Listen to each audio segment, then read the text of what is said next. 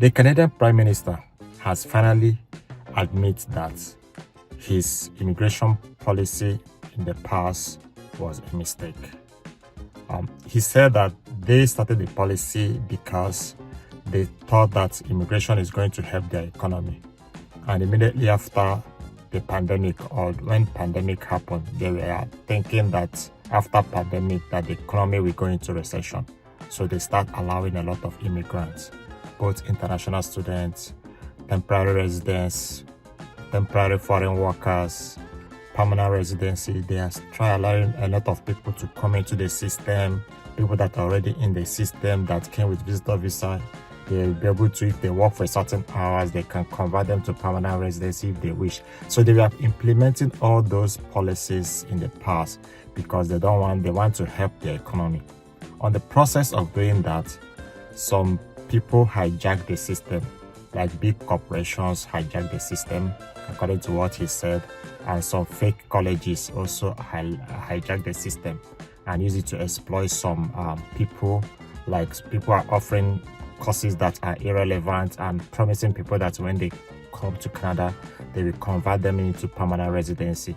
And some organizations were applying for LMIA, that's they will give them work, and when they apply for LMIA, and from there they tell them that you will convert to permanent residency. So they are taking advantages of all those policies and they were exploiting people. Now, he realized that had become a mistake. He said that when those things was happening, they could have, closed the tap, but they allowed the tap to keep on running. So as the tap was running, people were using it to their own advantage. And this is now happening that because people have started criticizing his government, and election is coming in 2025. His government is no longer popular. His party, the Liberal Party, is no longer popular.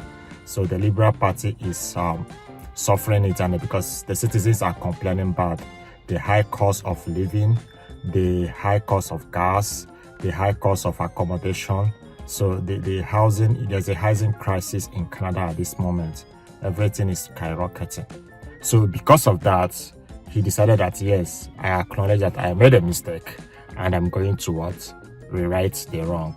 So that's what he's doing now. So there is a target, Canada immigration targets, he set up by his government, that they're going to, in 2025, they're going to allow 500,000 permanent residency.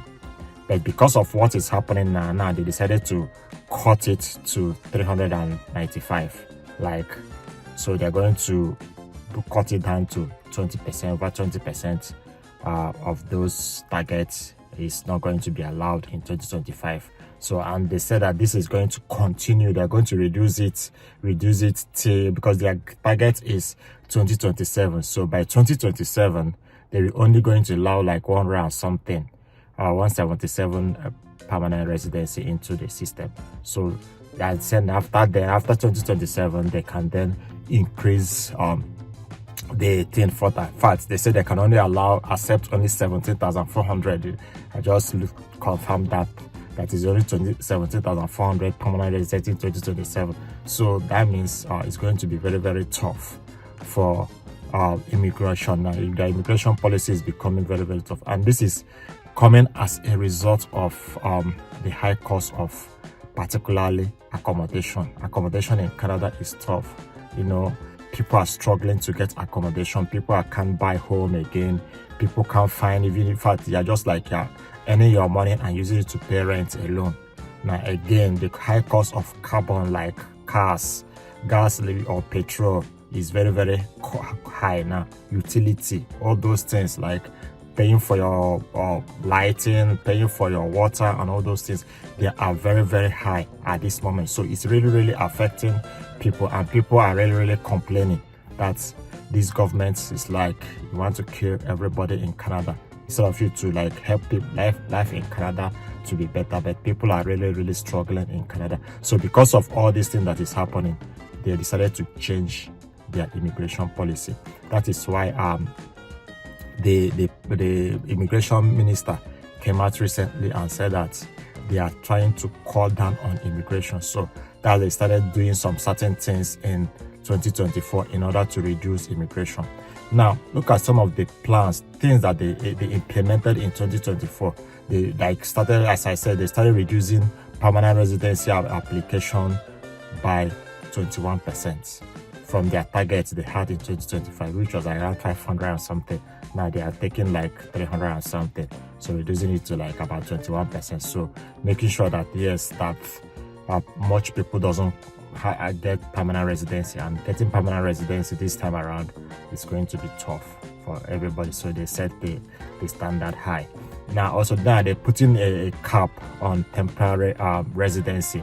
Now temporary residency are those that like international students, foreign workers, and some visitors that come into Canada through maybe just to come and decided to stay back or stay more than the time, and to find a way to regularize their immigration status and live in Canada. So those ones are also regarded as temporary residents. So they're finding a way, like they're trying to like put a cap. So that's why they say like each province, in particular international students, each province will have a cap, the number of international students they will accept.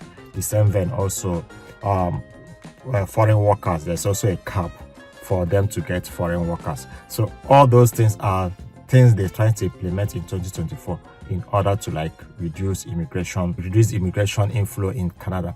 Now, in terms of visitors visa, they are really changed it. Before, if you have like 10 years passport, they give you 10 years visa with multiple entry. Now they changed that procedure. So if you have 10 years and you apply, you may get 10 years in your, but it will be only single entry. If you have 5 years, maybe 5 years with only single entry. So at the end of the day, there's no need of you getting a 10 years visa, and you can only enter one. So